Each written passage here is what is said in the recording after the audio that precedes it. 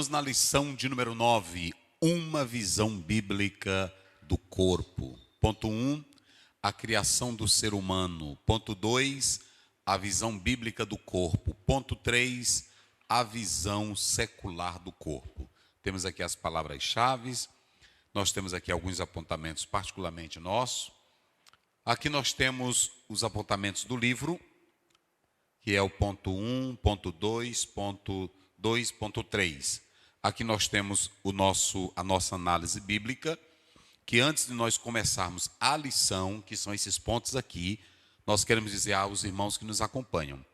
Cada ponto desse aqui, ponto 1, ponto 2, ponto 3, a gente já trata aqui dentro de onde o autor tira a lição.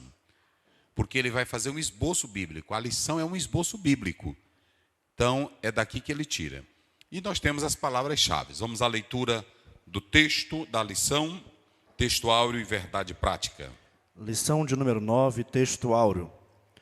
Mas o corpo não é para a prostituição, senão para o Senhor, e o Senhor para o corpo. 1 Coríntios, capítulo 6, versículo 13. Verdade prática. O corpo é o templo do Espírito Santo, e por isso deve ser conservado em santificação até a volta de Cristo. Muito bem, a nossa verdade prática, ela está dizendo, o corpo é o templo do Espírito Santo, e por isso deve ser conservado, né, em santificação até a volta de Cristo. Essa é a nossa leitura que estamos fazendo, e nós vamos começar com a leitura do capítulo 6, verso 12 a 20. Vamos lá. Capítulo 6, versículo 12 a 20 de 1 Coríntios. Todas as coisas me são lícitas, mas nem todas as coisas convêm. Todas as coisas me são lícitas, mas eu não me deixarei dominar por nenhuma delas. Os manjares são para o ventre, e o ventre para os manjares. Deus, porém, aniquilará tanto um como os outros. Mas o corpo não é para a prostituição, senão para o Senhor, e o Senhor para o corpo. Ora, Deus, que também ressuscitou o Senhor, nos ressuscitará a nós pelo seu poder. Não sabeis vós que os vossos corpos são membros de Cristo? Tomarei, pois, os membros de Cristo e fá-los-ei membros de uma meretriz? De certo que não. Ou não sabeis o que se ajunta com a meretriz, faz-se um corpo com ela? Porque serão, disse, dois numa só carne. Mas o que se ajunta com o Senhor é um mesmo espírito. Fugir da prostituição. Todo pecado que o homem comete é fora do corpo, mas o que se prostitui peca contra o seu próprio corpo. Ou não sabeis que o nosso corpo é o templo do Espírito Santo, que habita em vós, proveniente de Deus, e que não sois de vós mesmos, porque fostes comprados por bom preço. Glorificai, pois, a Deus no vosso corpo e no vosso espírito, os quais pertencem a Deus. Muito bem. Nós estamos no capítulo 6 de 1 Coríntios, e esse capítulo, ele é um capítulo problemático. Por que é um capítulo problemático? Porque o apóstolo de São Paulo, ele começa mostrando o péssimo comportamento dos crentes em já terem demandas. Veja que tem alguém que ensina ou alguém que prega e diz assim: é natural no meio dos crentes terem essas coisas porque nós somos carnes. Não, senhores. Quando Paulo repreende esta igreja, que você, quando faz a leitura do capítulo 6, 1 a 11, que nós não vamos ler, o apóstolo está repreendendo uma igreja que se dizia cristã, que se dizia direcionada pelo Espírito Santo, que se dizia ter os dons do Espírito Santo. Ouçam bem isso.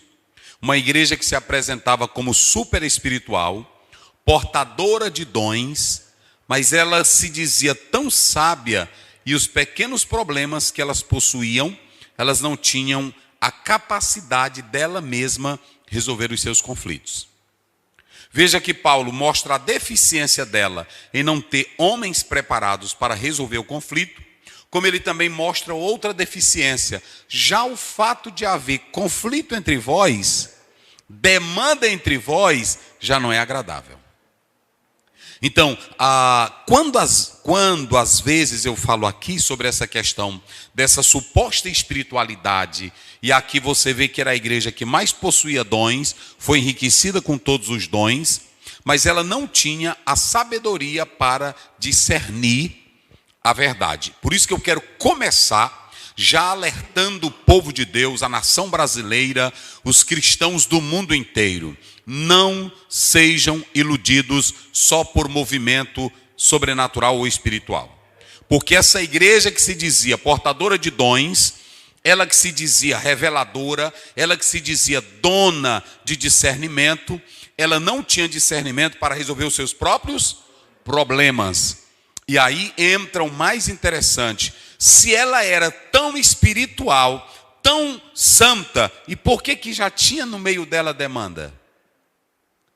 Porque um verdadeiro crente espiritual, olha para cá, bota aqui, um verdadeiro crente espiritual, ele não é de baderna, ele não é de confusão, ele não é de briga, ele não é de contenda, ele não é de fuxico, ele não é de escândalo, ele não é de trazer problemas. Um verdadeiro crente espiritual é da paz, é do amor, é da verdade, é da santidade, é bem casado, não tem uma vida bagunçada. Então, muito cuidado com essas pessoas que andam dizendo que são super espírito. Olha para cá, bota para cá, Caio. E ainda tem mais o que eu vou dizer aqui a vocês. Não importa se ele tem dom, não importa se ele tem discernimento, não importa se ele é super espiritual. O que vai mostrar é o que ele produz. E tem crente que gosta de andar atrás, ainda diz assim: irmão, ele pode ser desse jeito, mas é usado. O diabo também pode usá-lo. Paulo estava dizendo que essa igreja, gente, essa igreja aqui, ela estava tão horrível que ela estava pegando pessoas imundas. Ela estava pegando pessoas. Olha o nível dessa igreja. Vamos lá, pastor Luiz. Olha o nível dela. Olha o que essa igreja estava fazendo. Ele diz, olha no verso 7. Leia o verso 7. Na verdade, é já realmente uma falta entre vós terdes demandas uns contra os outros. Por que não sofreis antes a injustiça? Por que não sofreis antes o dano? Isso aí foi o que Jesus ensinou. Se lhe ferirem a face direita, da esquerda. Se te tomarem a capa, da túnica. Se te mandarem caminhar uma milha. Ou seja, Paulo estava dizendo que quem é espiritual... Cara, bota para cá, Caio. Quando você diz que é espiritual, mas é de briga, é respondendo, o que tem, tu tá filmando direito? Bota pra cá. O que tem de crente hoje é brigando em internet, é brigando em palanque, é brigando na rua. Que modelo de vida você que diz que é espiritual, que diz que prega a Bíblia, que diz que é homem de Deus, mulher de Deus, e escandaliza o Brasil com a tua postura. Paulo diz que é melhor sofrer o dano. Mas essa igreja que se dizia tão espiritual, que tinha tantos dons, sabe qual é o maior problema dela? O maior problema dela é que não era somente ter demandas. Paulo diz, só em já ter demanda, os crentes com os dons e brigando. Os crentes com os dons e na porrada. Aí Paulo vai piorar o negócio, ele diz, o pior, vê o 8 aí, pastor, vamos lá, olha o 8 aí. Mas vós mesmos fazei a injustiça e fazeis o dano, e isso aos irmãos. Sabe quem era que eles estavam chamando para resolver os problemas deles? Aí você vai ver o verso 10. Olha quem eles estavam chamando. Não erreis, nem os devassos. Pera bem aí. Uma igreja que se dizia espiritual, uma igreja que se dizia santa. Quando Paulo diz, vocês chamam os injustos. Agora ele vai mostrar quem era que essa igreja estava levando para resolver o problema dela. Vai lá, olha quem era. Nem os devassos, nem os idólatras. Vai só lendo só os títulos. Vai. Adúltero, efeminado, sodomita, ladrões, avarentos, bêbados, maldizentes, roubadores.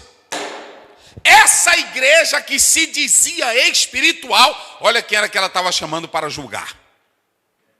Irmã, a igreja, falei para o povo ouvir, era todos eles. Eles aqui era quem fazia parte de resolver o problema dessa igreja. E o que tem de líder que está nesse nível aqui? O que tem de pessoas cristãs que estão nesse nível aqui? Colocando para legislar sobre elas, essas pessoas. É sério ou não é? É grave. Então a primeira coisa que você vai entender aqui é que pela leitura do texto, esse texto ele vai nos ajudar a duas coisas. Uma, o cristão a ter a filosofia correta das suas atitudes. Quando Paulo escreve esse texto, a primeira coisa, ele quer que os crentes tenham uma atitude correta sobre aquilo que é terreno, aquilo que é deste mundo. Mas ele também vai escrever em segundo lugar para mostrar o que o crente deve fazer com o seu próprio corpo. Então note que nesse texto Paulo tem duas ideias: a atitude correta para com as coisas terrenas ou então mundanas. Quer dizer que eu sou crente, eu não posso andar de carro? Pode. Eu não sou crente, eu não posso beber um refrigerante? Pode. Eu não sou crente, eu não posso ir o que mais aí?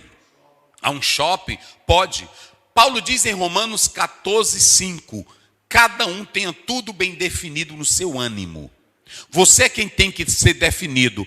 A tua mente não pode vaguear, você não pode ficar dizendo: será se isso é certo? Será se isso é errado? Eu devo fazer? Eu não devo fazer? Você é quem tem que ter uma mente decidida. E aí quem é que vai te orientar? A palavra de Deus e o Espírito Santo. Quando Paulo diz: não vos conformeis com este mundo, Romanos 12:2, por que ele disse isso? Porque cada crente já tem um Espírito Santo. E a Bíblia diz que o Espírito Santo, João 14:26, João 16:13, o Espírito nos guia na verdade. Então não venha com essa que você tem mente chafurdada, é que eu sou um crentinho da mente fraca. Não venha com essa para cá, que a Bíblia não tem essa colher de chá para você. Não venha com essa para cá. Não, pastor, é porque eu não entendia bem esse assunto. Cada um tenha tudo bem definido. Então Paulo, ele está pegando aqui esse assunto para mostrar a essa igreja que ela não poderia andar nessa meninice aqui. Ela não poderia. E aí nós vamos analisar qual é a primeira coisa que tem aí. Verso 12, como é que diz? Verso 12. 12. Todas as coisas me são lícitas. Todas as coisas me são lícitas. Vamos lá, como é que ele diz? Todas as coisas me são lícitas. Está aqui, ó. Existing. Vamos lá, digam comigo. Existing. Pronto, isso aqui é lícito. Se vocês analisarem aí, quer dizer, é permitido. Ou seja, tudo é permitido. Como é que ele diz? Tudo é lícito, tudo é permitido. Mas nem tudo que é permitido é proveitoso. Entenderam agora? Tudo me é lícito, tudo me é permitido. É permitido uma pessoa comer, se ele disser assim: pastor, eu resolvi hoje comer carne de onça. É permitido para ele? É. Pastor, eu resolvi comer um urubu. Me deu vontade de comer um urubu. É permitido? É. Pastor, eu quero comer 10 pães e beber uma Coca-Cola. É permitido? É. Mas nem tudo que é permitido não tem proveito. Era isso que Paulo estava dizendo. E sabe qual era o maior problema? Olha para cá, Caio. Bota aqui que eu vou falar algo muito sério. A liberdade que poluía essa igreja gerava o que nela? Gerava o que nela? Frouxidão moral. Não era assim? Cadê o outro, o preto aqui? Observe bem uma coisa. Deixa eu mostrar aqui para vocês. Essa liberdade, ela poluía a igreja. Por quê? Era uma liberdade que estava gerando o que nela? Frouxidão moral. Há muita gente hoje com esse discurso da liberdade. Olhem para cá. Chama teu pastor, chama a juventude, chama a irmã, chama o irmão, que eu tenho um recado de Deus aqui para o Brasil agora. Vamos lá. A liberdade é o maior dom de Deus para o ser humano. Sim ou não? É a maior coisa. Conhecereis a verdade e a verdade vos libertará. Todo ser humano recebeu esse dom de Deus, a liberdade. Agora, nós temos que entender o seguinte: essa igreja, ela estava usando dessa liberdade para poluir a vida cristã dela. E eu vou dar um exemplo. Liberdade para comer um arroz, comer uma carne, beber um suco, comer uma verdura, é pecado? Não. Agora, essa igreja, ela estava entendendo errado o conceito de liberdade. Eles achavam que assim como era um desejo normal, querer comer um arroz, querer comer um feijão, também era a mesma coisa, liberdade, querer fazer sexo. Ou seja, se eu tenho liberdade para uma coisa, eles achavam que eu teria liberdade também para a relação sexual, colocando no mesmo nível. E é isso aqui que eu quero falar com vocês. Há teólogos, há ensinadores que estão pegando e dizendo: você é livre. Você é um ser livre. Você pode viver a sua liberdade, a sua vida do jeito que você quiser. Mas tem coisas que são liberais, que não vão afetar em nada a minha vida espiritual. Agora, já liberdade aqui no texto, quando Paulo diz tudo me é lícito, mas ele estava falando de liberdade que não complicaria a nossa vida espiritual. Mas no próprio texto, ele já fala do que o crente não era livre. Ele diz claramente no texto, o que não é livre? Já estava declarado que o pecado não era. O cristão não poderia pecar. Então, desde o livro de Gênesis até aqui, o pecado sempre foi visto como algo imoral, como algo impuro, que o próprio apóstolo São Paulo, ele fala dessa impureza. Ou seja, quando você analisa, tem coisas que não vão complicar a minha liberdade em Cristo. A comida, gente, ela é neutra. A comida não implica na minha salvação, de maneira nenhuma. Agora, quando eu entro para determinado tipo de comida ou bebida, que eu já perco o controle, aí isso vai trazer sérias consequências para mim. Então você tem aqui uma liberdade que vai afrouxar. Por quê? Porque eles querem tratar a mesma liberdade de comer um arroz, comer um feijão, comer uma carne, eles queriam tratar da mesma forma como desejo sexual. Ah, se eu tenho liberdade para comer isso aqui, eu tenho liberdade para fazer sexo. Aí o apóstolo São Paulo, ele aqui vai mostrar que nem toda liberdade é proveitosa. Nem toda liberdade convém. Nem toda liberdade, ele está dizendo aí, é útil. Então é muito importante que vocês atentem para isso aqui, porque Paulo, ele vai começar a mostrar esse princípio da liberdade, mas ele começa mostrando esse princípio da liberdade, e ele está mostrando uma liberdade que em nada vai afetar a minha vida, mas uma liberdade que vai me levar para uma frouxidão moral. Então o que tem hoje de teólogos, estudiosos aí na televisão, a vida é sua, faça o que você quiser, não é bem assim. E nós temos que entender esse conceito aqui de liberdade dentro da visão do apóstolo São Paulo. O próprio Paulo, ele vai dar esse conceito aí. Vamos ver aí, verso 15, verso 16 e o verso 19. Não sabeis vós que os vossos corpos são membros de Cristo? Tomarei, pois, os membros de Cristo e fá-los-ei membros de uma meretriz? De certo que não. Ou não sabeis que o que se ajunta com a meretriz faz-se um corpo com ela? Sim. Porque serão dois numa só carne. Mas o que se ajunta com o Senhor é o mesmo Espírito. Então pronto, ele já está mostrando aquilo que é ruim, aquilo que é impuro, aquilo que é pecaminoso. Então Paulo faz distinção entre o que é terreno, entre o que é desta terra, com aquilo que vai implicar no aspecto espiritual. Então ele mostra que não está no mesmo nível a liberdade da comida, não está no mesmo nível da liberdade da relação sexual. Enquanto a relação sexual, que aí no texto é porneia, essa relação sexual, ele está dizendo, não deem espaço para ela na vossa vida, porque isso é pecado. Então é muito sério e é muito importante que vocês tratem essa questão. Uma liberdade. Pessoas que ficam ensinando você a ter uma liberdade para fazer o que quiser, não tem responsabilidade ética, não tem responsabilidade moral, porque tem coisas, até comer também, até comer, ainda que não haja pecado, mas podem trazer prejuízos para o seu próprio corpo. Se não fosse assim, não tinha nutricionista. Se não fosse assim, não tinha... O que mais? Que mexe com comida também, o gastrônomo. Se não fosse assim, não tinha médico. Eles surgem para mostrar o que é prejudicial para a nossa. Agora você abusa da sua liberdade, amanhã você morre. Irmão, olha para cá, bota para cá, Caio. Não escute teólogo que lhe incentive a usar da sua liberdade para pecar, que não tem temor de Deus, que não tem piedade, que não tem verdade, que não tem santidade. Não escutem homens de vidas bagunçadas, que nunca deu nada certo na sua vida, no seu ministério. A Bíblia diz em 1 Timóteo 3, aquele que não cuida nem da sua casa, não pode cuidar da obra de Deus. Escutem homens sérios. Escutem homens de vidas santas. Escutem homens que sejam de um casamento só. Vai para onde tu quiser. Agora a verdade da Bíblia é essa. Está aí. Essa liberdade era uma liberdade para quê? Para frouxidão. E eles queriam se valer dessa liberdade.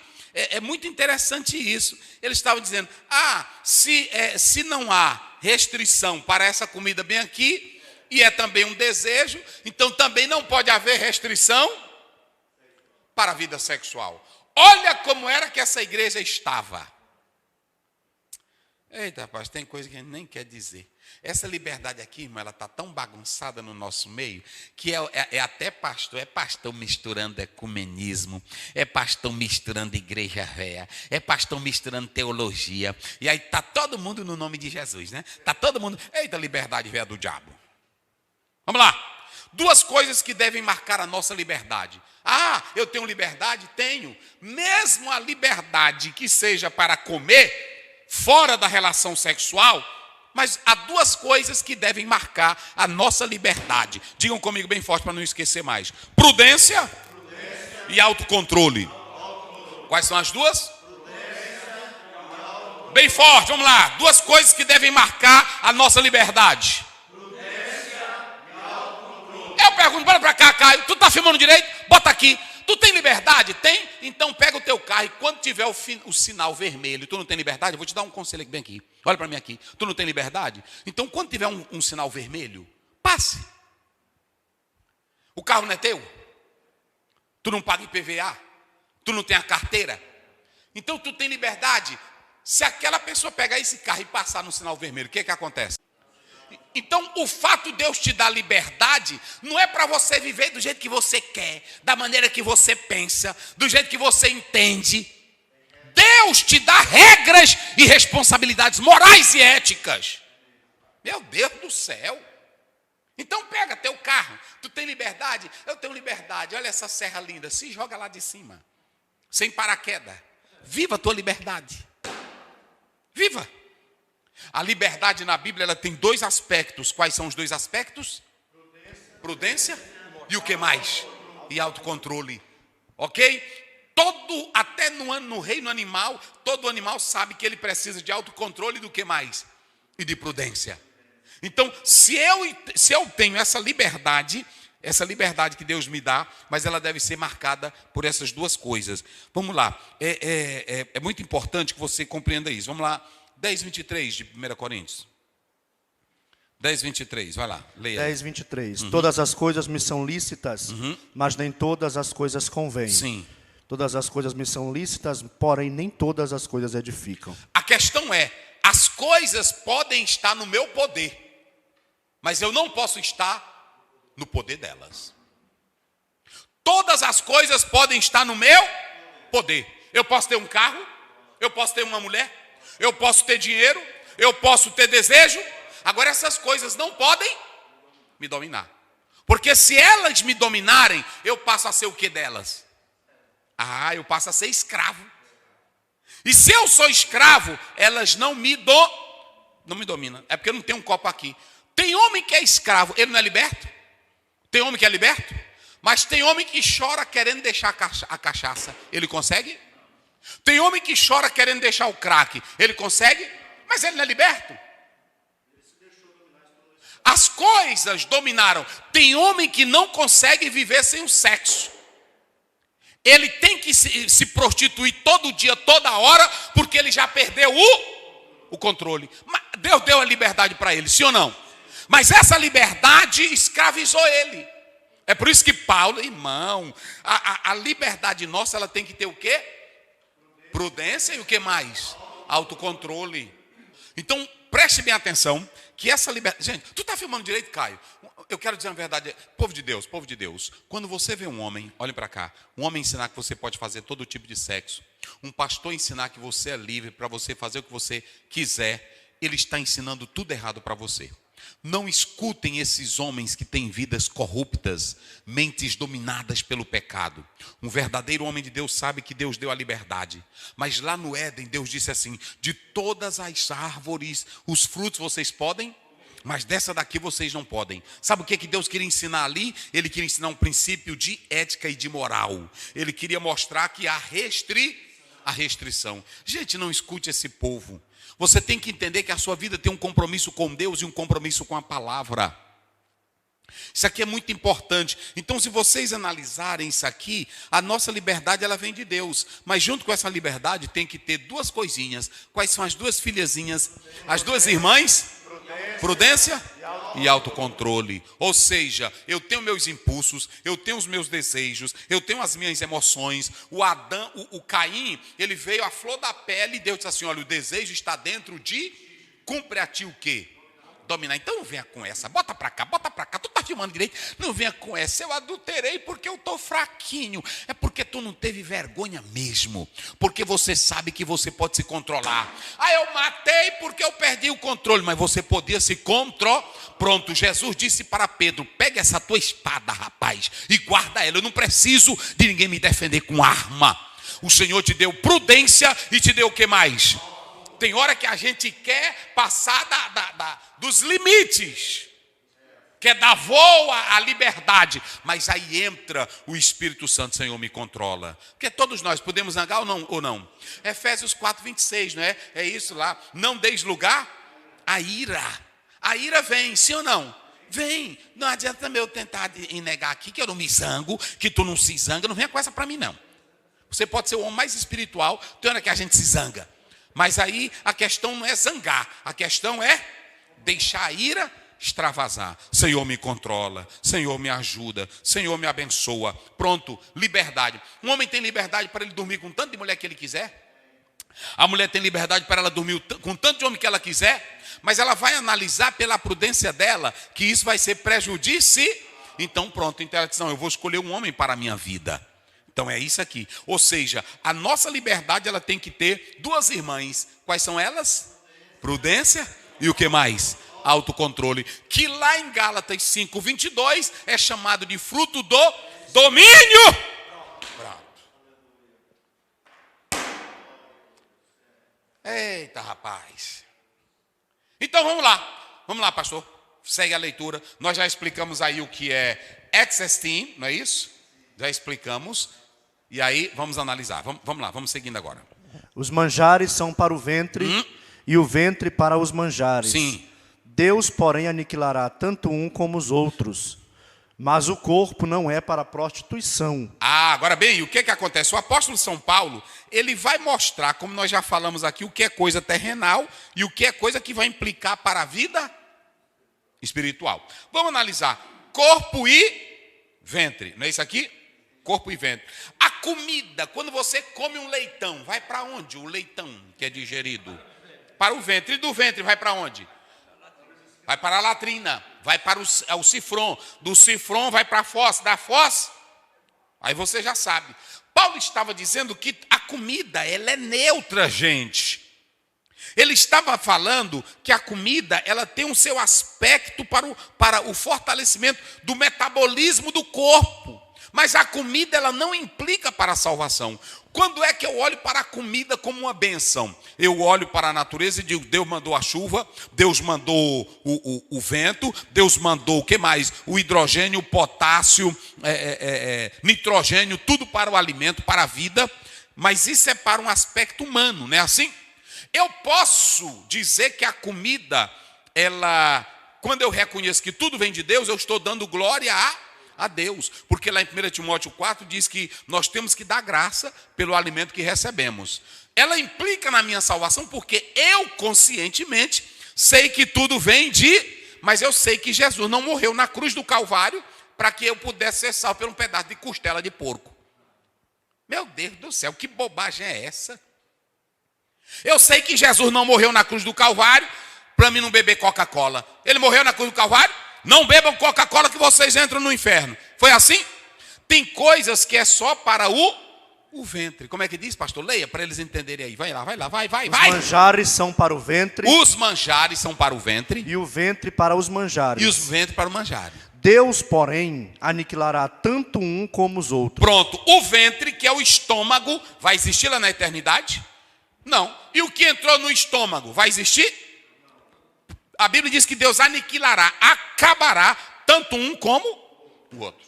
Cessará. Porque lá no céu, eu não vou ter um corpo humano, eu vou ter um corpo glorificado, que não tem mais essa necessidade.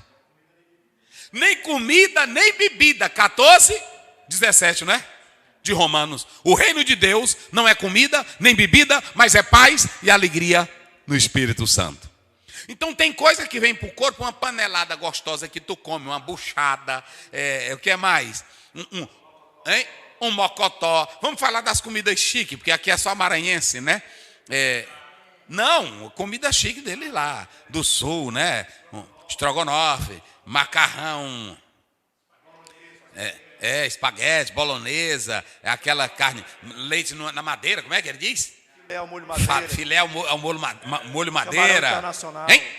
Camarão internacional. Aí vai, não é? Essas são as comidas chiques. Mas tu pode comer chique o tanto que tu quiser.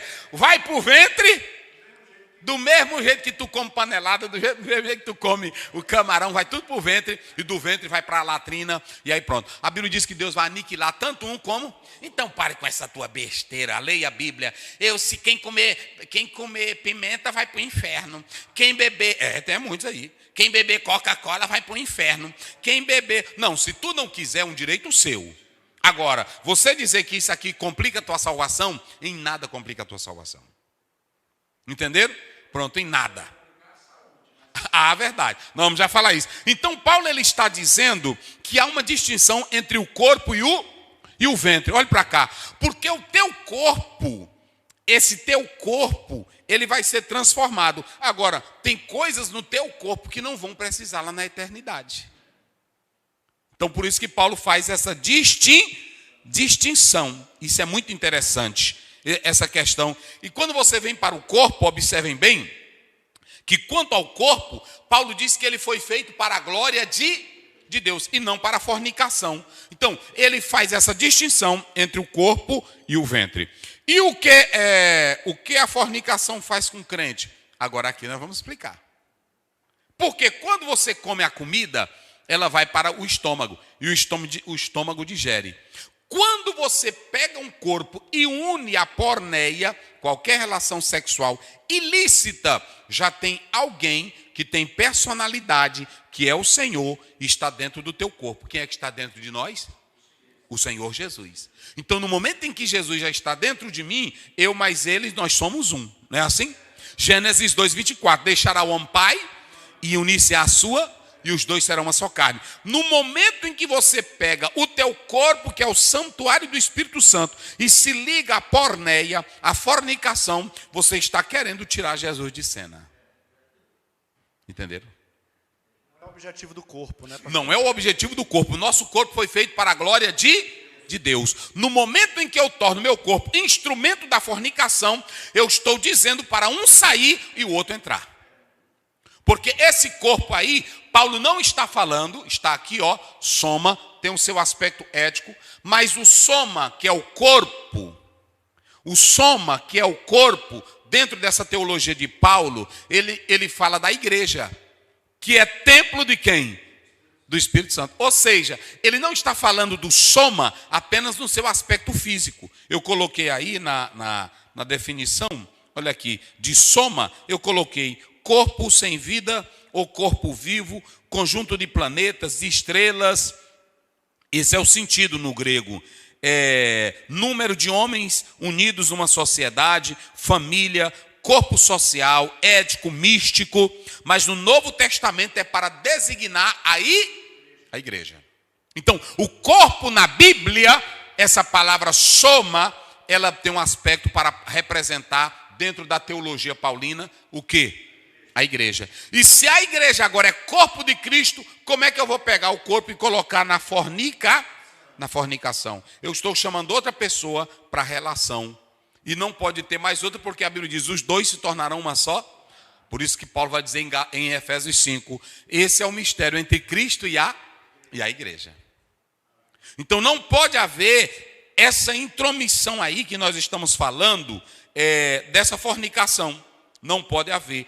Nós podemos analisar aqui, que eu coloco aqui o seguinte, a fornicação é que o corpo, ele não está, o corpo do crente, ele não é destinado para perdição, aniquilação. O corpo do crente é destinado para glorificar.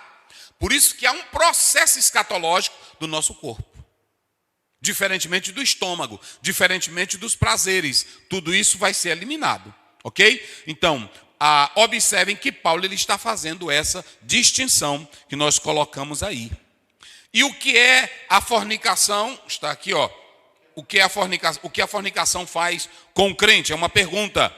A união do crente com Cristo, vamos ver aí, no mesmo capítulo, 12. 12 e o verso 27 de 1 Coríntios. 12, 12. Uhum. 12, 12. Porque assim como o corpo é um e tem muitos membros, Sim. E todos os membros, sendo muitos, mas um só corpo, assim é Cristo também. Olha aí, agora o 27. 27. Ora, vós sois o corpo de Cristo e Sim. seus membros em particular. Agora vamos lá para o 6 e o 16. Isso. Ou não sabeis que o que se ajunta com a meretriz, faz-se um corpo com ela, Isso. porque serão dois uma só carne. Agora o 15. 15. Não sabeis vós que os vossos corpos são membros de Cristo? Tomarei, pois, os membros de Cristo e fá-los-ei membros de uma meretriz? De certo que não. Ou seja, eu levaria, a melhor tradução é essa, eu levaria isso e eu iria tirar ou roubar aquilo que é do Senhor. Se o Senhor agora está no corpo, ele é o dono do corpo, porque ele pagou o preço por isso, como é que eu vou pegar agora o meu corpo e entregar à prostituição? Ou seja, então você tem que entender que a fornicação, ela faz isso com o corpo do crente. Ela tira Cristo, que agora é o Senhor desse corpo. Então é muito importante nós analisarmos, afastar. E qual é o negócio agora? Está aqui. O negócio é fugir. O apóstolo São Paulo, ele não tem outro conselho. E esse fugir aí é habitual, ele está no presente. É uma ação constante, mas não é só uma ação, é uma ordem. Paulo está dizendo, fugir. Ou seja, tenham o hábito de fugir. Não é uma coisa de hoje, de amanhã. É um hábito. Rapaz, é negócio sério. E aí vocês observem bem que lá em Gênesis 39, você vê que José, ele teve a proteção pela fuga.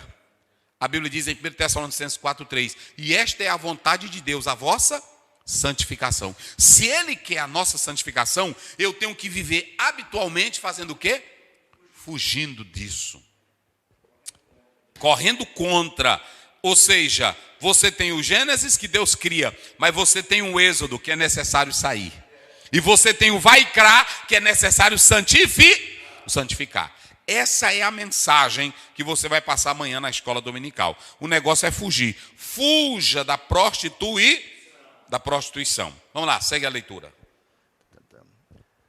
Ora, Deus que também ressuscitou o Senhor, nos ressuscitará nós pelo seu poder. Fugir da prostituição, 18. Isso. Fugir da prostituição. Todo pecado que o homem comete é fora do corpo. Mas o que se prostitui peca contra o seu próprio corpo. Isso. Ou não sabeis que o nosso corpo é o templo do Espírito Santo, que habita em vós, proveniente de Deus, e que não sois de vós mesmos? Ou, o 18, começa a leitura. Só 18. Fugir da prostituição. Pronto, esse é o pecado com o corpo. Quando você pega o corpo, se une à meretriz, está praticando o que? A fornicação. Pecado com o corpo. Vai lá, prossegue. Todo pecado que o homem comete é fora do corpo. Agora, tem outros pecados que são fora do corpo, que são vícios, como bebidas, comida, a droga. É um pecado que ele faz contra o próprio corpo. Entendeu? São os vícios. E aí, alguns teólogos dizem que essa passagem é uma das mais difíceis de se explicar de Paulo. Quando ele fala pecado no corpo e pecado com o corpo. Mas eu entendo que o pecado no corpo é quando os dois se tornam uma só carne. No processo da alimentação não se torna uma só carne porque vai para o ventre e o ventre faz o quê? Então, quando a pessoa usa uma comida, ela está colocando no ventre dela uma comida que ela vai ser digerida, não é assim? Então, os vícios, a bebida, eles vão ter o pecado porque vai gerar um efeito sobre o corpo. Um irmão que come demais sem se controlar, mas que é santo, lê a Bíblia, ele vai para o céu? Vai, só que vai ter defeito no corpo. A irmã também, que come muito, é claro que eu não sou louco, eu sei que tem problemas hormonais, eu sei que tem problemas que a pessoa já precisa fazer uma cirurgia para se ajeitar. Ninguém aqui está sendo louco. Agora nós estamos falando daquele que é morto de fome mesmo, que não se controla para nada. Eu não estou falando dos doentes, não é isso? Eu estou falando daquele que não tem controle nem prudência. Por exemplo, o jovem que vai para o crack, ele é consciente que o crack mata ele? Ele é consciente. Mas ele consegue se libertar? Porque a liberdade dele, ele não tem mais controle. Por isso nós falamos das duas irmãs, filhas da liberdade. Quais são elas? Prudência e autocontrole. Se não tiver essa prudência e esse autocontrole, e outra coisa, pastor, fulano de tal é muito controlado. Não é ele não. O crente só tem essa prudência e esse controle através de quem? Do Espírito Santo. Porque se você analisar na Bíblia, todos os grandes homens de Deus também perderam o controle. Davi era homem de Deus ou não era? Mas lá em 2 Samuel, capítulo 11 e o capítulo 12, ele perdeu o controle. Perdeu o controle, matou o rapaz, matou Urias e ainda mandou pegar a Batseba. Samuel era um homem de Deus, sim ou não? Mas colocou os seus 2 filhos. Às vezes faltava a prudência. Eli era um velho sacerdote. Faltou a prudência? Faltou, porque ele sabia que os filhos dele não valiam nada. E ele botou lá, sim ou não? Pronto. Moisés era homem de Deus ou não era? Mas faltou prudência? Faltou. Deus disse, fala a rocha. O que ele fez? Bateu. Deus disse, hoje eu vou alimentar o povo. Ele disse, onde é que tu vai arrumar? Olha, então, é porque tem irmão que fica, o fulano ainda é novo, não tem prudência. Prudência, meu filho, olha para cá, prudência e autocontrole, só Deus é quem nos dá. Quando o povo começou a se levantar contra Paulo, Paulo queria, está lá em Atos 19, parece que é Atos 19, Paulo queria ir lá. E os irmãos viram que aquele momento não era propício. Eles controlaram a Paulo, porque Paulo não estava no controle dele. Ele disse, Paulo, vão te matar lá. Ou seja, tem hora que nos falta o quê? O controle e a prudência. Davi vinha zangado para matar, está lá em 1 Samuel 25, para matar o Nabal. Aí a mulher entrou no caminho e disse, rapaz, tu vai sujar tuas mãos por causa de nada. O teu sangue. Aí ele disse, é mesmo. Ou seja, a mulher foi quem ajudou a ele ter prudência. Então não fique com essa, eu sou prudente, eu sou autocontrolado. Isso aí é tu pedir a graça de Deus. Senhor, me ajuda. Senhor, me controla nisso aqui. Não é assim? Às vezes a gente está numa reunião, um cara diz uma coisa com a gente, que a gente quer perder o controle. Não é assim? Aconteceu demais comigo. Aí a gente está numa reunião aqui, quando dá fé o cara se levanta e diz, rapaz, já dizer para esse filho de uma égua dentro da gente, não é assim?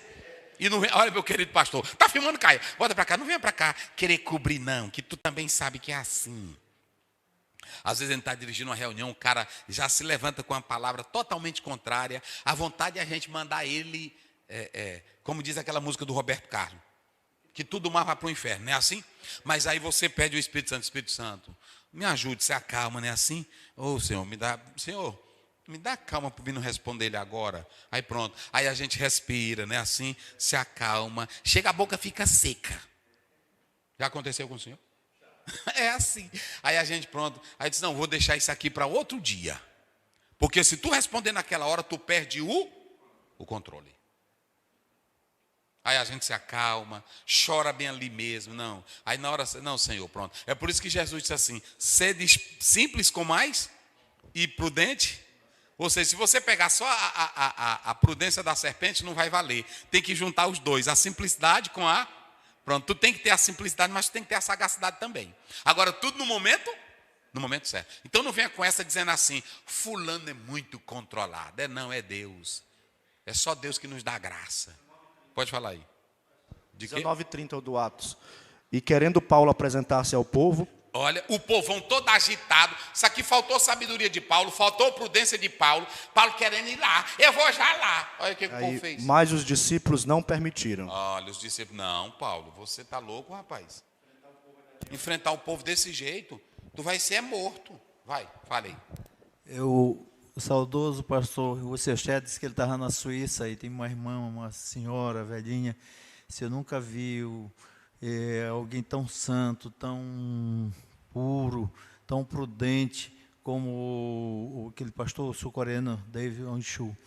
Aí o Russell disse, não, senhora, para saber ter certeza disso mesmo, pegue uma agulha, vai por trás e fure o sapato dele. Aí a senhora vai ver se ele é prudente mesmo e autocontrolado. Meu irmão, na hora que pisar no pé, né, assim, pronto. Esse negócio é sério. Só quem nos dá isso, quem é, meus irmãos? É por isso que, pronto, vai sair de casa, Senhor, me ajuda, Espírito Santo, eu vou para essa reunião, Pai, me dá controle, não deixa eu perder o controle, não deixa eu perder o ânimo, não deixa eu perder o equilíbrio, não é assim? Senhor, me ajuda. Aí tu tem que se controlar, porque se tu não se controlar, vai perder o controle, ok? Então, na hora da prostituição, qual é o segredo? É fugir. E aí nós estamos falando de pecados com o corpo, não é isso? E pecado fora com o corpo é quando você se une com a prostituição. E fora do corpo são essas coisas que você traz, como a bebida, não é assim? Aí traz o vício, ok? E aí, o que o corpo do crente é? Pastor Zé, e o que o corpo do crente é? Paulo já disse aí, o corpo do crente, verso 19. Olha o que ele diz aí. Ou não sabeis que o vosso corpo é o templo do Espírito Santo, sim, que habita em vós, proveniente de Deus, e que não sois de vós mesmos? Observem bem que ele chama o crente, o corpo de crente, de templo, que é naos, que é o quê? É santuário. Olha aqui, ele não chamou de um templo em si, como muitos falam. Ele chamou de santo, porque o templo, ele tinha vários compartimentos. Não era assim? O templo. E aí, quando você pega esse templo, que se você analisar, eu coloquei aqui, quando você analisa esse naos, é o edifício sagrado, é o santuário, é o santo lugar e dos santos dos santos. Está aí. Ok? Não deve ser confundido com todo o complexo do templo. Né? É a habitação exclusiva. É a habitação exclusiva. Há um autor que diz assim, como é que você explica esse capítulo que Paulo diz que você é santuário do Espírito? E como é que tu fica agora? Espírito Santo entra na minha vida. Hein? Rapaz, mas tem coisa, é uma incongruência. Como é que eu sou templo do Espírito Santo? Vem, Espírito Santo, vem, reina em mim. No momento que você aceitou Jesus e é verdadeiro, o Espírito Santo já está, ele já habita nesse santuário. Eita, glória a Deus. Ele já habita nesse santo. O que eu posso pedir é revestimento de poder para pregar o evangelho, mas eu não posso ficar orando, Espírito Santo, reina em mim, habita em mim. É contrário ao que a Bíblia está dizendo. Irmão, nosso negócio é só reler a Bíblia e pedir a iluminar, não é nova revelação, é iluminação. Porque eu fico aqui, Espírito Santo, enche minha vida. Até a gente canta, não tem um corinho? Enche-me, né? Como é? Até que do poder é a renovação. Agora eu pedi para o Espírito Santo, eu que já sou crente, lavado, o Espírito Santo entrou, e aí ele diz assim, agora você você é meu santo, eu habito aí em vocês. Eu habito aí em vocês. E aí vamos lá. Em último lugar, aí vai o 20. O 20. Sim. Porque foste comprado por bom preço, glorificai, pois, a Deus no vosso corpo e no vosso espírito, os quais pertencem a Deus. O Espírito Santo, ele vai obter de mim agora aquilo que Deus comprou. Fostes comprado por bom. Lá em 1 Pedro 1, 18, 19, ele diz, sabendo que não foi com coisas corruptíveis como prata ou ouro, que fostes resgatado da vossa vã maneira de viver, que por tradições recebeste do vosso, mas pelo precioso sangue do Cordeiro imaculado, o sangue de Jesus Cristo. eu decidi, eu fui a Deus e Ele me comprou pelo sangue do seu Filho. Como Ele me comprou, Ele agora toma posse de mim pelo Espírito Santo. O Espírito Santo aqui, irmão, ele toma posse de mim. E aí passa o crente a fazer duas coisas. Uma negativa e a outra positiva. Qual é a negativa? Eu tenho que expulsar da minha vida aquilo que compromete a santidade de Deus em mim. Essa é a forma negar. E qual é a positiva? Meu corpo daqui para frente é para o quê? Para a glória de Deus. Não é isso que ele diz? Então, duas coisas. Jesus me comprou, ouçam bem, Ele me comprou, o Espírito Santo me ocupa. Ele vai obter aquilo que Jesus comprou. Ele está lá dentro de mim. Agora, duas coisas Ele vai fazer. Negativamente, é que a cada dia eu vou fugir da prostituição, da liberdade comprometedora. Eu vou fugir dela. Mas aí, positivamente, o meu corpo vai ser para quê? Para a glória de Deus. Teu corpo, bota para cá. Eu quero que você imagine comigo aqui agora. Teu corpo é para a glória de Deus, minha santa? Se tu veste uma roupinha velha lascada, mostrando tudo, é para a glória de Deus isso aí? Me diga, se tu anda pegando agora a imagem do mundo, é para a glória de Deus? Teu corpo expressa na tua vida a presença do Espírito Santo que está lá dentro do teu santuário? Fica com você. Fica com você. Vamos lá agora. Aí você tem aqui a criação do ser humano. Nós já falamos que o corpo na Bíblia, ele foi criado para a glória de quem? Para a glória de Deus. É tão tal que se você pegar essa palavra soma, ou essa palavra bassá, ou essa palavra Adam, Adamá, da terra, tudo é importante. Agora, a diferença é que a Bíblia diz em Gênesis 2,7, soprou nas suas, e o homem se tornou o quê? A nenhum animal Deus fez isso como fez com o homem. Isso mostra intimidade, isso mostra comunhão, isso mostra perfeição. Ou seja, o homem, a criação do homem, do ser humano, é que ele foi feito à imagem e à semelhança de, ele tem a personalidade de Deus, capacidade pensante, criativa, racional, espiritual. Nós já falamos isso aqui. Então, esse homem, ele é criado à imagem e à semelhança de Deus. Quando nós falamos que ele é a semelhança, isso aqui o difere do animal, não é isso?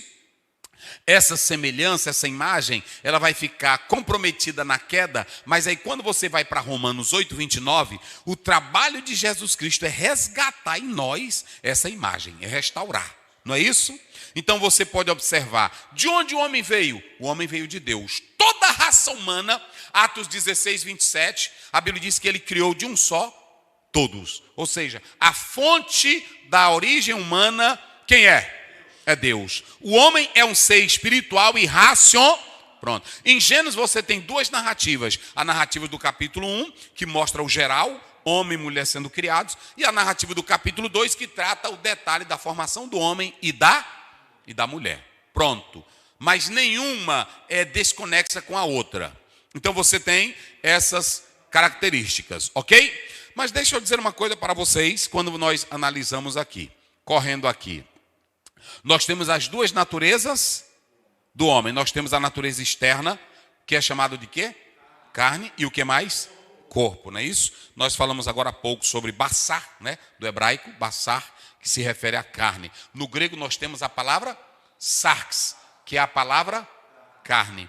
O interessante é que quando nós vamos para o Novo Testamento, o texto vai te dizer quando é carne natural e quando é carne em referência à natureza pecaminosa. Nesse capítulo aqui e em outros, Paulo está falando da natureza que é chamada de pecado original. Então, a parte da natureza externa é o que fica pelo lado de fora. Que para expressar ela nós temos a palavra carne e a palavra o quê? Corpo. Aí nós temos a parte interna. Que essa parte interna é chamada de quê? De espírito. É chamada de quê? De alma. Também é chamado de homem interior. Ok? Então você tem essas colocações como nós estamos falando aqui.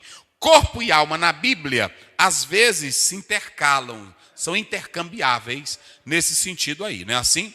Como você também pode analisar que nós temos essas questões que eu vou falar daqui a pouco para vocês. Então, nós podemos analisar algumas questões que eu coloco aqui. Primeiro, qual é a visão e o conceito secular do corpo? Vamos tratar isso aqui rapidamente. Eu coloquei, são 10, pastor Zéu. Mas em 1 minuto eu vou dizer para ti. Depois tu pode pesquisar lá na tua casa, bem direitinho.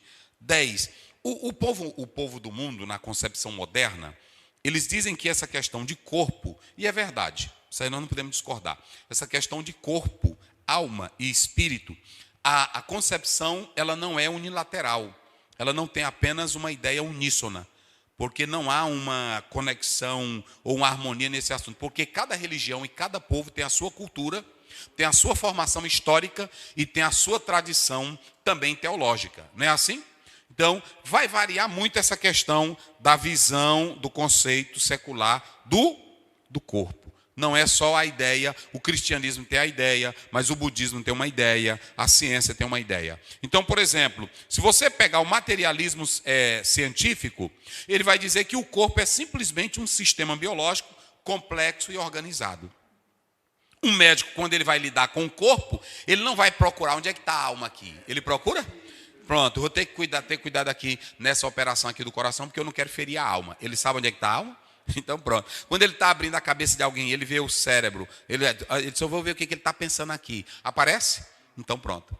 Para a ciência, para o materialismo, o homem é apenas esse complexo altamente orgânico, e o corpo é simplesmente uma máquina biológica. Segundo lugar, reducionismo. O reducionismo diz que o corpo do homem é simplesmente algo com as moléculas, as células e os átomos. Só reduz o homem a isso. Pronto. A visão da evolução, a evolução que vem de Darwin, nós não cremos, mas eu estou dando a ideia eles vão dizer que a ideia do corpo nessa evolução é que o corpo simplesmente, a evolução trouxe algo que esse homem passou a se adaptar com a sua estrutura física a determinados lugares. Ou seja, esse corpo forte, esse corpo dinâmico, ele tem mais chance de sobrevivência. Então, ele atrelou aí a esse resultado dessas questões da adaptação do ambiente. Na perspectiva médica, o corpo é simplesmente um objeto que precisa ser precavido das doenças. Ou seja, o corpo adoece, o corpo envelhece. É assim que a medicina vai dizer, rapaz, não, isso aí já faz parte, não é assim? Pronto, é porque você está envelhecendo, é assim que a medicina trata o corpo. Corporeidade e identidade é uma perspectiva cultural e filosófica em que o ser humano ele é visto como uma identidade pessoal. Ele é misturado dessa identidade e desse corpo. No direito, como é que o direito vê o corpo? Aí o direito vê. Se você quer analisar, qualquer advogado, na hora que ferir teu corpo, ele diz, bora entrar com processo, rapaz. Tu tem direito à indenização, não é assim? O corpo é um objeto jurídico, que tem seus efeitos legais. Pronto. É por isso que quando você vai fazer uma cirurgia plástica, os médicos pedem para assinar um termozinho, porque qualquer erro dele na cirurgia, na plástica, aí o advogado entra porque ele feriu o teu corpo, aquele objeto material. É assim que eles olham para o corpo. Saúde mental. Aí você já vem para a psicologia, que a psicologia ela vai ver seu corpo não apenas como um amontoado de ossos, mas também você é um ser com emoção, com sentimentos, e aí você tem mente e você tem corpo.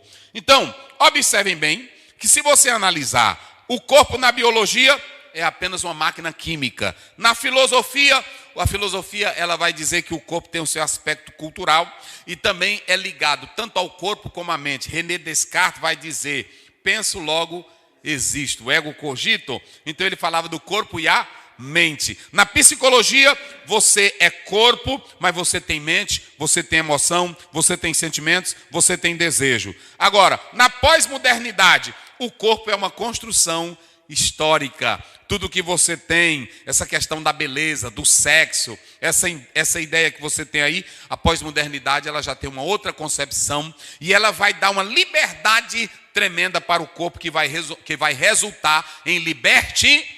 E na teologia o teu corpo veio de Deus, o teu corpo é uma bênção, o teu corpo ele recebeu a capacitação da vida que vem de Deus.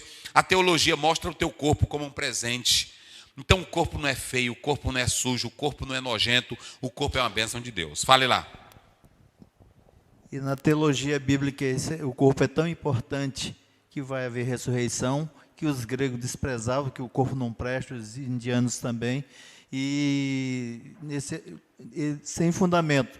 Porque já que o corpo não presta, e quando a pessoa peca através do orgulho, do ódio, quem peca? Isso. É a alma, o espírito ou o corpo? Então a Bíblia acha tão interessante o corpo que essa ideia de ressurreição é tão abordada, principalmente nas cartas paulinas, né? Isso. Por isso que nós estamos falando aqui, que já respondemos, o corpo na Bíblia é templo do Espírito Santo. O corpo na Bíblia veio de Deus, não é produto da evolução, não é produto de algo infortuito, não é produto de uma criação aleatória. O corpo é uma bênção por isso que tem que ter seus aspectos éticos e morais nas ações relacionadas ao corpo. Olha, aqui nessa visão da pós-modernidade, como eles vão dando liberdade para o corpo, aí entra aquela ideia aqui da questão do transgênero, a questão do aborto, a questão do sexo livre, tudo porque eles têm uma nova ideia sobre o corpo, sem a dimensão espiritual do corpo, ok? Segundo, a criação do ser humano na perspectiva bíblica. Na criação, nós podemos analisar que Gênesis 1:26, Deus criou o homem e a mulher à sua imagem, à sua semelhança. Isso dignifica o homem. É muito importante nós atentarmos para isso. Homem e mulher, eles compartilham da natureza divina. Eles compartilham da essência de Deus. O homem não é uma essência de um macaco. O homem não é produto de uma evolução. A Bíblia, ela tem um registro mais lindo para a criação do homem. O propósito do ser humano, a Bíblia diz que eles foram criados para governar a terra. Eles foram criados tendo a imagem de Deus, eles foram criados de modo especial para louvarem ao Criador. Isso está claro. Aí a queda e o pecado, meus irmãos, ele trouxe separação, ele trouxe dor, ele trouxe sofrimento, ele trouxe a imortalidade.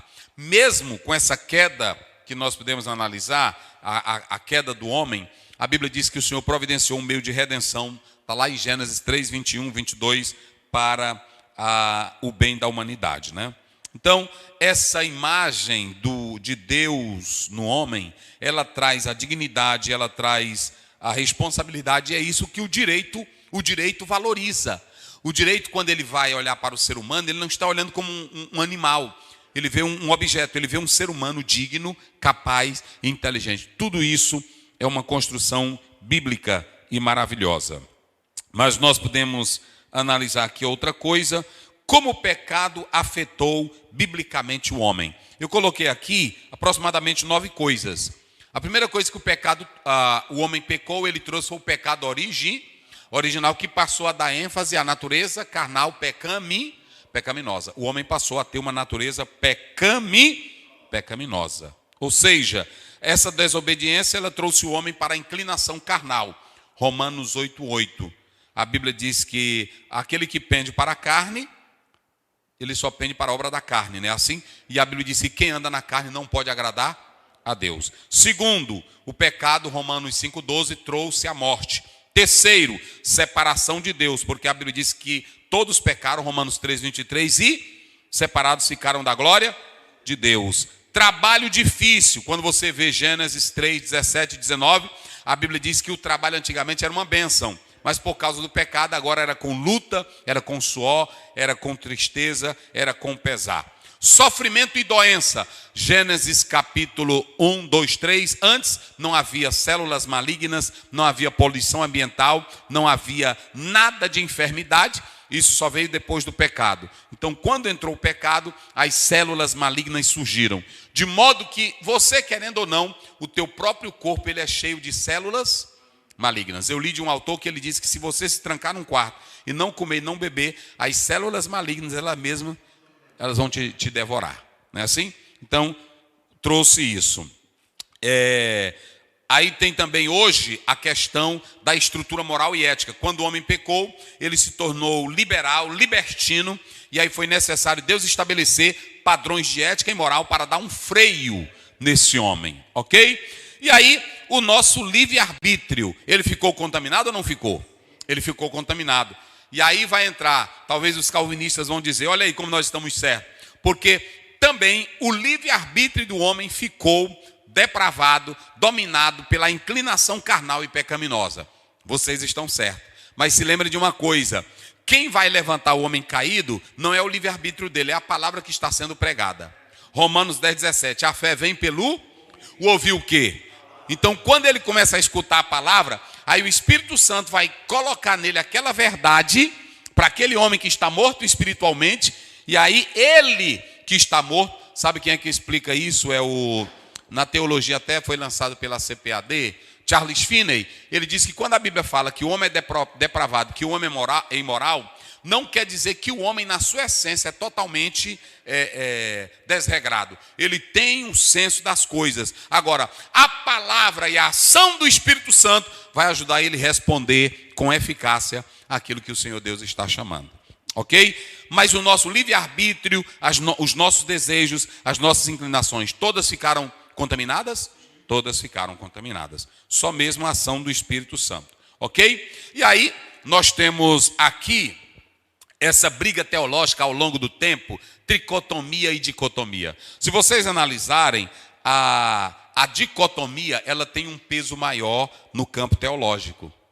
Nós das Assembleias de Deus e pela nossa declaração de fé, nós somos tricotômicos. Mas a dicotomia, ela tem um peso maior, ela tem uma aceitação maior. Mas o Gilberto Piquerini diz que o fato de ter um peso maior e uma aceitação maior não quer dizer que seja a corrente mais correta. Na verdade, querendo ou não, a dicotomia, ela segue mais um viés filosófico. Se vocês pegarem a maioria dos filósofos, eles eram dicotômicos.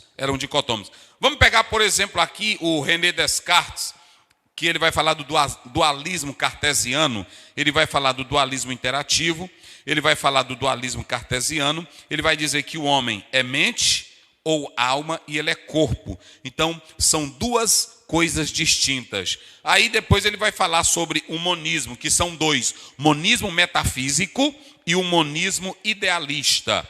No caso do monismo materialista, você tem aí que ele afirma que tudo existe, que tudo que existe inclui a mente e a consciência. É uma manifestação da matéria, estando sujeito às leis naturais. A mente é considerada uma função do cérebro. Esse é o monismo materialista. O monismo idealista, a mente é vista como a realidade fundamental. E o corpo e o mundo físico são considerados manifestações ou projeções da mente. Olha como é que ele explica isso. Então, eles seguem essa ideia, e aí muitos teólogos adotaram o que é chamado de dicotomia. Para isso, eles usam verso 2, aliás, eles usam Gênesis 2, verso 7, Mateus 10, 28, né? Não tenhas medo daquele que pode matar o corpo, não é isso? E não pode matar a alma. Aí eles dizem, onde é que está o espírito aí? Não é assim? Onde é que está o espírito? Mas é intercambiáveis. Às vezes aparece a palavra alma, às vezes aparece a palavra espírito. E a tricotomia? Aí a tricotomia que diz que o homem é composto de três partes. Quais são elas? Corpo, alma e espírito. Quais são elas? Vamos lá? Corpo, que? Alma e espírito, né? Isso é muito simples. O corpo é o invólucro, é a bainha da alma, né? Assim como dizia Maiperma. O corpo é a parte matéria e a alma é a parte matéria que está junta com quem? Com o corpo. Quando o corpo sai, a alma e o espírito são desembainhados, não ficam no corpo. O que vai para a sepultura é só o quê? É só o corpo. Mas essas duas aqui, ainda que elas sejam distintas, porque o espírito é a parte na qual deu-se como, essa alma aqui estaria a parte das emoções, dos desejos, não era assim? Então, aqui, quando o homem morre, sai o corpo. Mas esse corpo, Deus vai precisar ele, porque ele vai ser glorificado. Pronto. Essa alma e o espírito, apesar de elas serem distintas, mas elas são que dentro do contexto bíblico, ora aparece a palavra alma relacionada a espírito, e ora aparece a palavra espírito relacionada.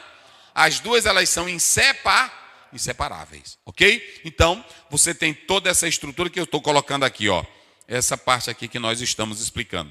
E por fim, nós falamos aqui a visão secular do corpo, que nós já demos aqui na teologia, na filosofia, na psicologia. Medite nisso, que Deus te abençoe para sempre. Amém. Vamos orar. O irmão César orando a Deus e o pastor Luiz impetrando as bênçãos apostólicas. Todo-Poderoso, te louvamos nesta noite pela essa grande oportunidade de aprender a Tua palavra. Meu Pai, continua abençoando Teu povo, Teus servos e todo mundo que estão adorando conosco nesta noite. Na Tua graça, Tua proteção, saúde mental, espiritual e física. Continue abençoando Teu servo, o professor, o pastor Aziel, que o Senhor levantou para abençoar as nações, para abençoar o Teu povo. Ser com ele, a sua família, a igreja, o Senhor colocou sob os seus cuidados, ministérios, projetos. Guarde Teu filho no Teu sangue, faça prosperar sempre em nome de Jesus. Te adoramos e te louvamos. Amém. Que a graça do nosso Senhor Jesus Cristo, o amor de Deus, o nosso Pai, a comunhão e a consolação do Espírito Santo seja com todo o povo de Deus, desde agora e para